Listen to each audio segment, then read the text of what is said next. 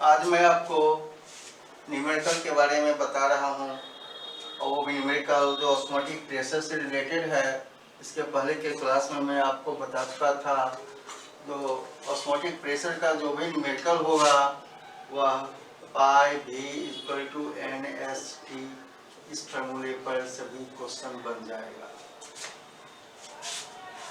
S हमारा billion स्थिरांक है। एस का मान हम जब भी लेंगे 0.0821, ये एटीएम में होगा। अब हम एक क्वेश्चन पर बात कर लें। अब यहाँ पर है, ये आप देख रहे हैं 4 क्वेश्चन है लिखा हुआ। 4 क्वेश्चन में से हम पहले 4 नंबर क्वेश्चन पर फोकस करें। क्वेश्चन कहता है 0 डिग्री सी पर 5% यूरिया के जलीय विलयन का प्रसरणी दाब ज्ञात करें। ये बिहार बोर्ड में पूछा गया क्वेश्चन। फॉर्मूला तो हमारे पास यही है। अब थोड़ा सा हम फोकस करें, क्या दिया हुआ है तो ताप यानी कि 0 डिग्री सी। 0 डिग्री सी का मतलब क्या हो गया, 0 प्लस 273 बराबर 273 केल्विन। एस का मान हम दे ही देंगे 0.0821। अब यहाँ पर हम देख रहे हैं 5% है। 5% यूरिया का मतलब हो गया 5 ग्राम यूरिया 100 ml में है। प्रतिशत यानी प्रति 100 में है। प्रति 100 क्या, 100 ml में 5 ग्राम है। तो सबसे पहला यूरिया का हम मोल निकाल लेते हैं n। तो n बराबर क्या होता है, दिया हुआ भार बटे अनुभार। दिया हुआ भार कितना होगा, 5 ग्राम है और इसमें भाग देंगे हम यूरिया के अनुभार से। यूरिया का फॉर्मूला होता है NH2CO NH2 और इसका अनुभार निकालते हैं तो 60 आता है। 1/12 हो गया, ये n आ गया। अब हम देखते हैं V हमारे पास है 100 ml। जब ये 100 ml है तो इसमें हम कहेंगे जो इसको लीटर में चेंज करना है, क्योंकि आयतन जो है हम लीटर में लेते हैं। लीटर में बदलने के लिए 1000 से भाग देंगे तो ये होगा 0.1 लीटर। अब T मालूम है, S मालूम है, N मालूम है, V मालूम है, हमें निकालना क्या है तो पाई। फॉर्मूला तो यही है हमारा। तो अब हम लिखेंगे पाई बराबर NST/V। N का मान आ गया हमें 1/12, S 0.0821, T 273 भागा 0.1। जब ये 0.1 हो गया, 0.1 को हटाएंगे तो ये डेसिमल को भी यहाँ से हम यहाँ कर देंगे यानी 0.82। तो बराबर हो गया 0.82 इंटू 273 भागा 12 से भाग देते हैं तो 12×6 = 72।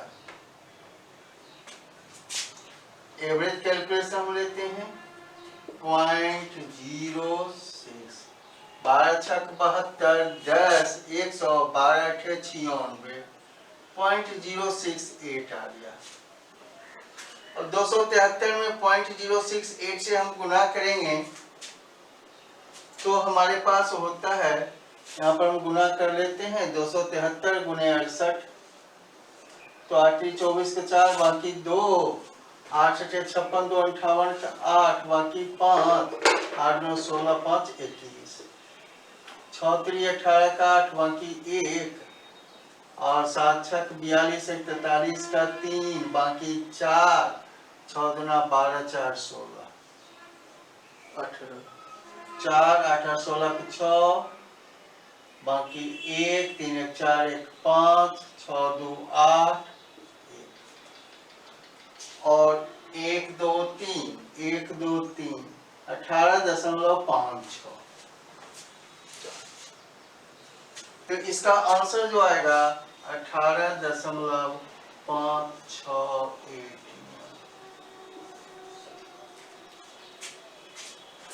इसमें हमें सब ध्यान में रखना है, जैसे 5% दिया हुआ है, इसका मतलब हो जाएगा 5 ग्राम प्रति 100 ml।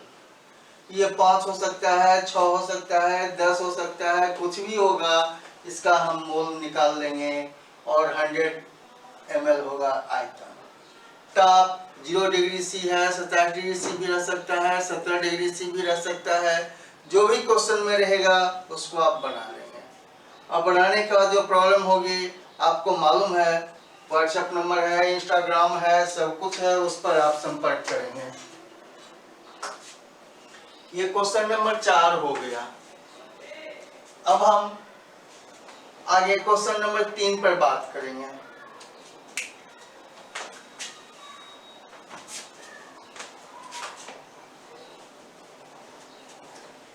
फॉर्मूला हमारा रहेगा पाई भी बराबर NST। उसी फॉर्मूले को हमें लेकर चलना है।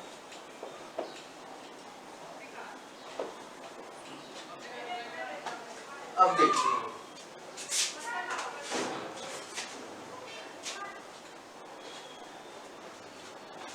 हम क्वेश्चन नंबर 3 की बात कर रहे हैं। क्वेश्चन नंबर 3 में आणविक द्रव्यमान निकालना है। और आणविक द्रव्यमान निकालना है तो हम फॉर्मूला देख रहे हैं, इसमें प्रासरणीय दाब भी दिया हुआ है।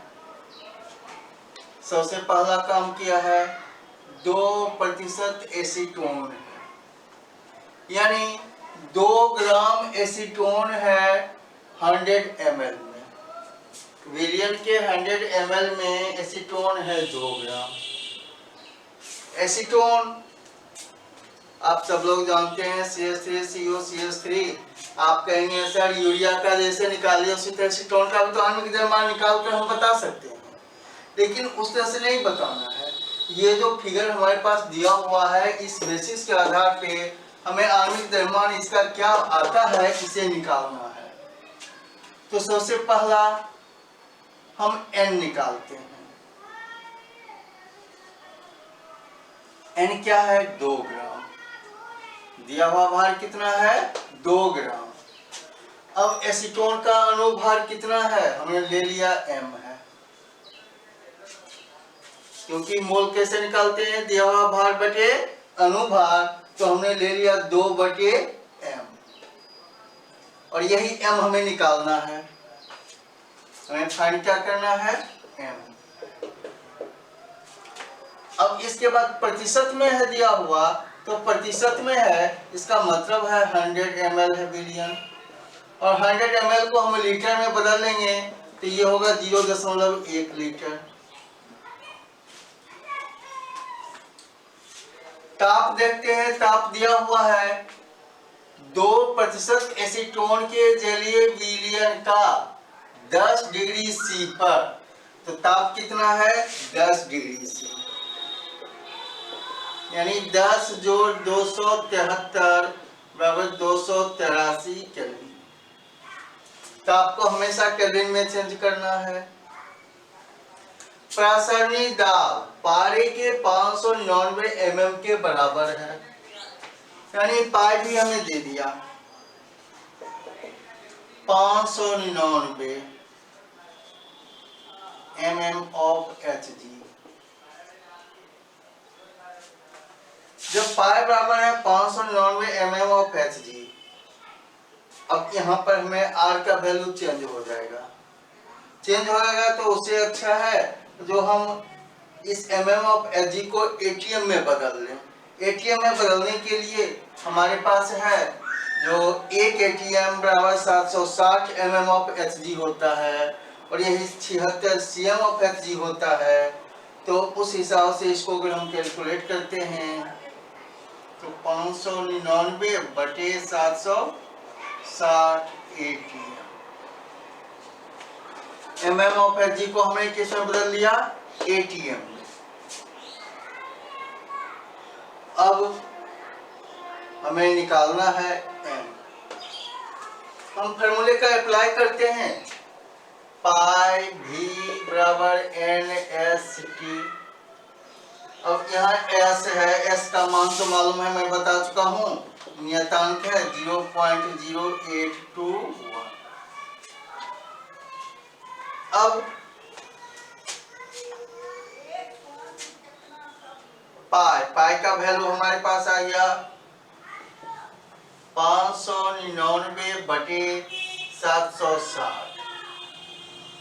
599 बटे 760 और गुने भी का मान कितना है? तो 0.1 लीटर बराबर n क्या है? 2 बटे m गुने s हो गया हमारा 0.0821 और गुने t का मान कितना है हमारे पास? तो 283 केल्विन। मैं पहले ही निकाल लिया हूं, 10 डिग्री C है तो 283। और हम देख क्या रहे हैं, m यहाँ है, इसी m को हमें कैलकुलेट करना है। आप भी निकाल सकते हैं आसानी से, और इसको हम लिख देते हैं आपको m बराबर क्या होगा? ये 0.1 है, 599 गुने 0.1 भागा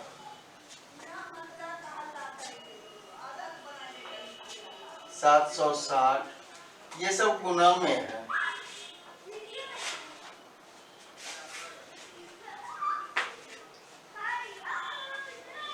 वन बाई m बराबर होगा 599 गुने 0.1 भागा 760 गुने 0.0821 गुने 283। ये 1/m का वैल्यू आ गया। अब यहाँ पर ये 2 है, 599.0 गुने 0.1 बटे 760, 0.0821 गुने 283, ये भी आ गया यहाँ, और गुने ये 2 है, इस 2 को भी हमने ले लिया। ये तो 1/m का वैल्यू आएगा, हमें निकालना किसका है? तो m का वैल्यू। तो इसलिए m बराबर, यहाँ पर हम इस 0 को हटा लें तो ये 0 यहाँ आ जाएगा, हम लिख सकते हैं 76 और गुने 0.821 गुने 283 और गुने 2 और भागा ये 0.1 से इसको अगर हम गुणा करते हैं तो 59.9। कैलकुलेशन को आसान करने के लिए हम ये भी कर सकते हैं, जो इसको हम 6 लेकर भी लेकर चल सकते हैं, 6, और ये कैलकुलेट करते हैं तो इसका आंसर आता है, टोटल कितना आ रहा है?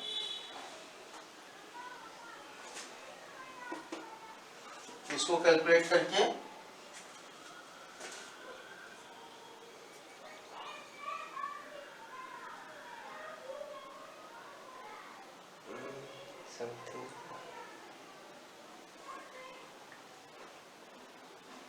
टोटल तो बहुत ज़्यादा 589।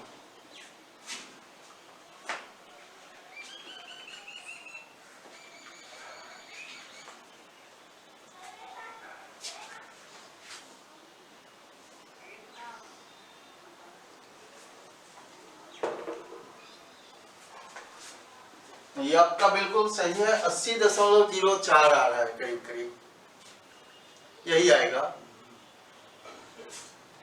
आपका वो सही है point- बिल्कुल। वो पॉइंट है, 0.821 है। हाँ 0.821 है, अच्छा, तब कम आएगा। 0.821 है। तो आपका जो आ रहा है वो 80.4 के करीब है, वो करीब करीब बिल्कुल सही है।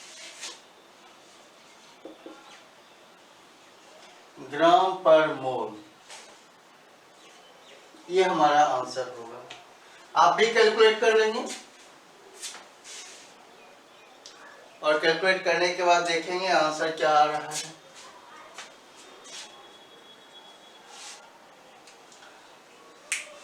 इसके समझने में कहीं कोई दिक्कत नहीं है, फॉर्मूला वही है, केवल यहाँ पर m निकालना है, m हमें कैलकुलेट करके निकाल लेना है। हम अगले क्वेश्चन पर चलते हैं। अगले क्वेश्चन पर हम देखेंगे जो हमारा 2 नंबर का क्वेश्चन है, क्योंकि हम उल्टी दिशा में चल रहे हैं। 4 क्वेश्चन था, 4 में से मैंने पहले 4 सॉल्व किया, उसके बाद 3, अब मैं 2 पर आ रहा हूं। जब 2 पर आ रहा हूं तो सबसे पहला काम करना है, फिर हमें क्वेश्चन को समझना है। और क्वेश्चन को समझने के लिए हम जो देख रहे हैं, क्वेश्चन कहता है 1 बिलियन का जिसके प्रति लीटर में, प्रति लीटर जैसे ही कह दिया इसका मतलब क्या हो गया, आयतन 1 लीटर हो गया। प्रति लीटर कह दिया तो आयतन हो गया 1 लीटर। चीनी घुला हुआ है 34.2 ग्राम। चीनी कितना है, 34.2 ग्राम। और चीनी है तो चीनी का हम जानते हैं 342 ग्राम होता है अनुपात। चीनी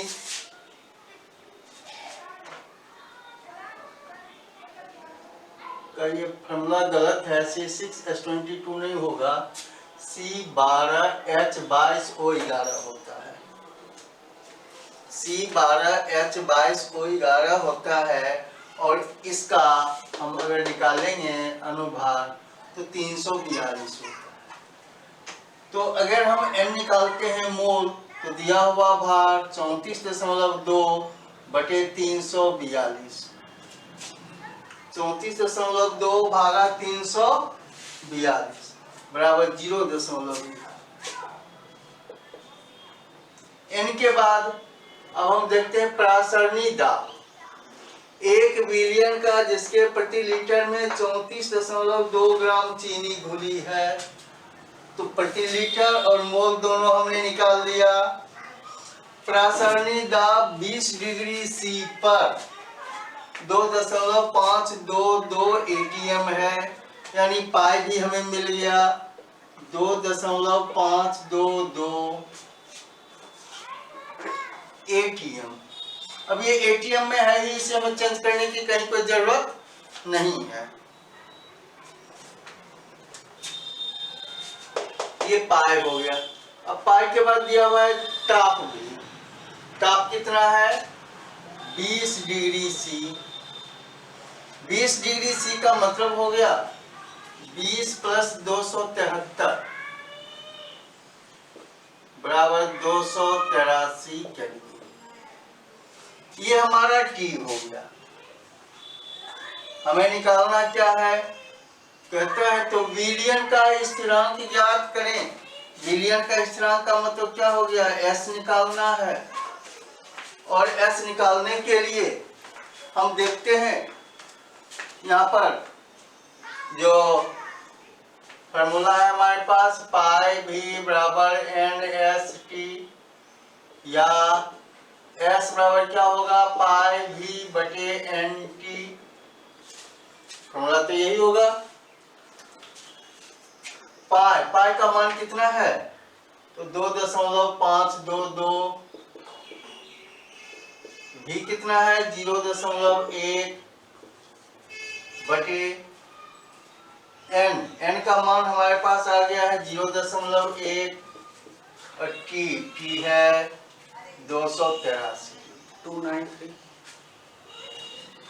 हाँ, अब और 20 है तो 293 हो जाएगा। 20 जोड़ 273 कितना होगा? 293 केल्विन।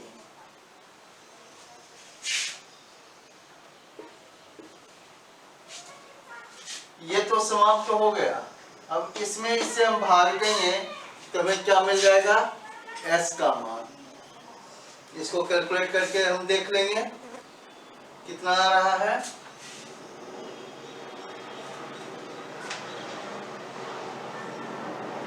0.0086 0.0086। अब ये S का मान आ रहा है। अब आप पूछेंगे इसका यूनिट क्या होगा?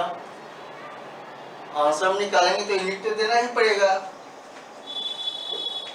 तो इसका यूनिट होगा ATM लीटर पर मोल पर केल्विन। हमने आपको बताया था इसका मान था 0.0821, लेकिन यहाँ पर आ गया 0.0086।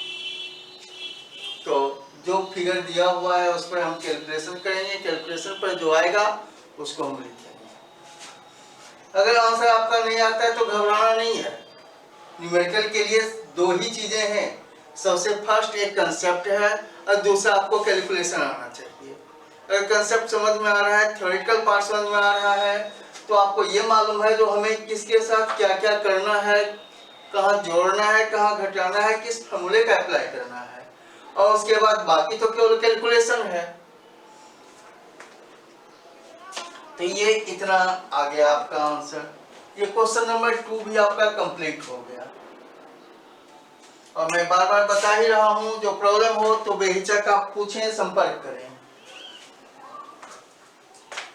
अब हम क्वेश्चन नंबर 1 पर चलते हैं।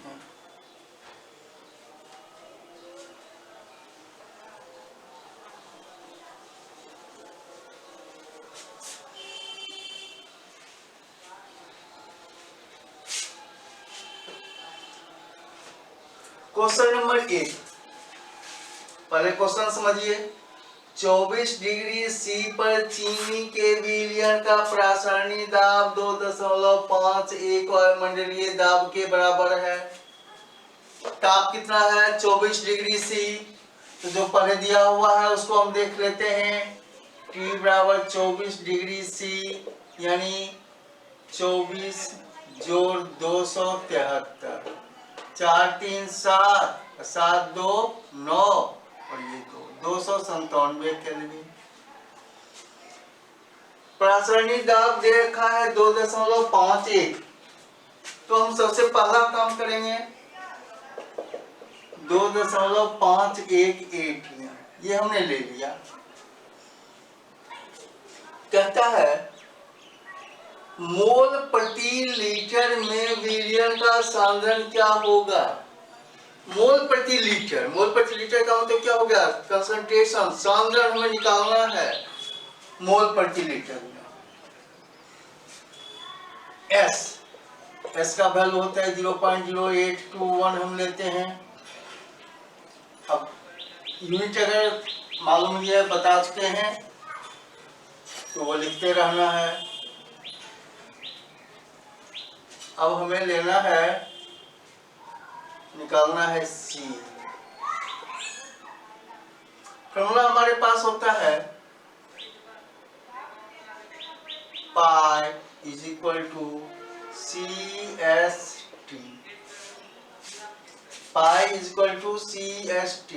इसी C को हम N/V लिखते हैं, जो कि V धराता है, तो pi V is equal to NST हमने लिखा। Pi is equal to CST जब होता है, हमें निकालना है C। तो क्या होगा? C बराबर पाई बाय ST बराबर पाई का मान दिया हुआ है 2.51,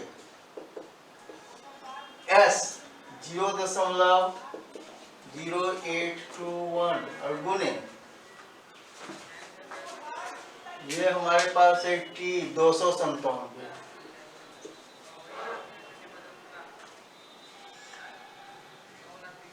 ये आएगा हमको मोल पर लीटर बराबर इसको हम कैलकुलेट करते हैं तो हमें आता है, कैलकुलेशन इसका कितना आ रहा है करके देख लेना है।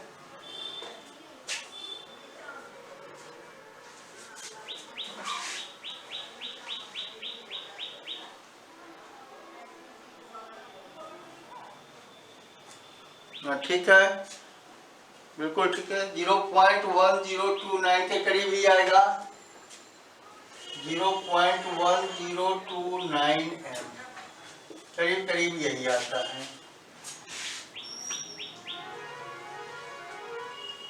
यही ना आता है।